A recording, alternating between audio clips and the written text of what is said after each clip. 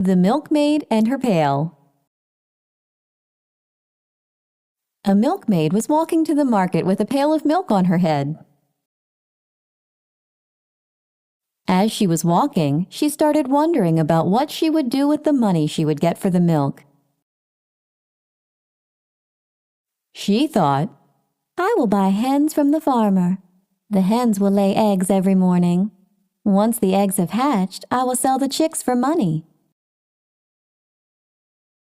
With that money, I will buy a nice dress and wear it to the fair. Men will want to talk to me, and women will be jealous of me.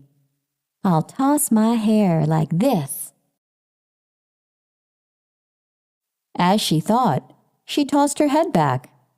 The pail fell on the ground and the milk was spilled. The milkmaid was sad. She went back home and told her mother what had happened. Her mother replied, "My dear, do not count your chickens before they hatch." Moral of the story: you should not count on something before it happens. The sun and the wind. The wind and the sun were arguing who among them is more powerful. To settle their dispute, they agreed on a trial of strength. The sun said, "Let's see who can remove the shepherd boy's cloak from his back the quickest." The wind tried first. He started blowing strong gusts of air. The rabbit clung to the tree, and the sheep held the fence tight. The shepherd boy started shivering and held on to his cloak tighter. The harder the wind blew, the tighter the shepherd boy held on to his cloak. Finally, the wind gave up. It was the sun's turn. The sun started shining brighter and brighter. The shepherd boy felt very hot. He took off his cloak and sat under the shade of a tree. The wind angrily asked, "How did you do that?" The sun smiled and answered, "Gentleness can be more powerful than force." The wind accepted his defeat.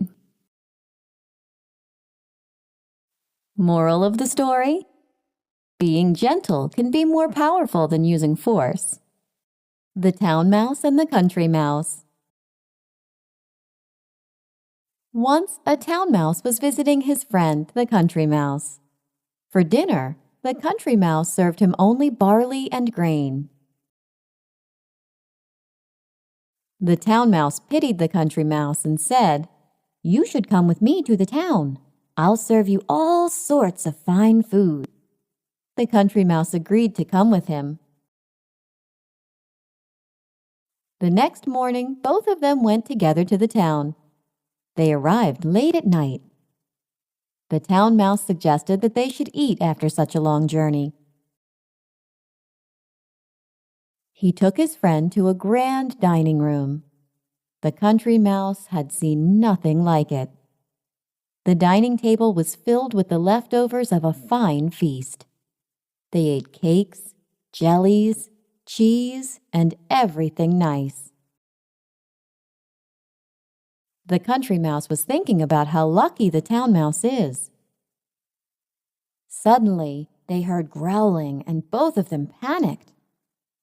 The town mouse shouted, "It's the cat! Run!"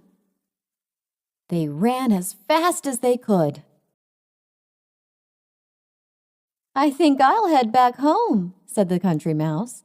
"I'd rather have barley and grain and live in peace than eat cake and cheese and live in fear."